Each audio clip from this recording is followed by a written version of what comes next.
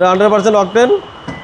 আর হচ্ছে এটা পিছনে দেখলে বুঝতে পারেন যে কখনোই এলপিজি সিএনজি গ্যাস কিছুই হয় নাই। আজকে জনপ্রিয় গাড়ি টয়োটা প্রিমিও, এবং এটা 2013 model, octane drive, fully octane, এবং জাপান থেকে যেভাবে আসছে ওইভাবেই আছে, কোনো এলপিজি সিএনজি কখনোই কিছু করা হয় না। এবং সামনে পিছিয়ে লাইট সব কিছু অরিজিনাল এবং ব্ল্যাক টু ব্ল্যাক, এটা বাইরে ব্ল্যাক ভিতরেও ব্ল্যাক।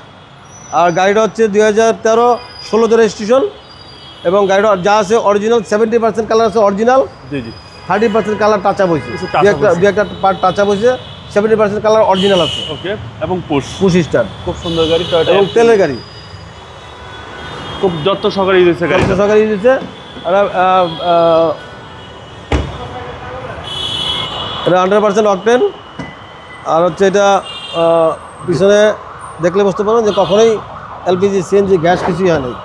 পিছনের চেসিস তবে একদম ফ্রেশ, একদম অরিজিনাল, একদম একদম অরিজিনাল 100% অকটেন। হ্যাঁ, তেলের গাড়িগুলোর চাহিদা বেশি এবং সার্ভিসও ভালো।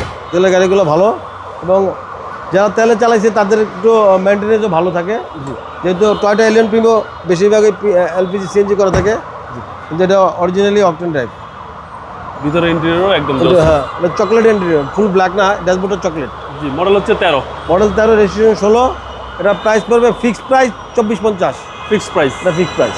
আপনার শোরুমের অ্যাড্রেস? এটা 45 কারণ বাজার, জেবি অটো, ওয়াসার উল্টা পাশে। ভালো থাকবেন, আসসালামু আলাইকুম।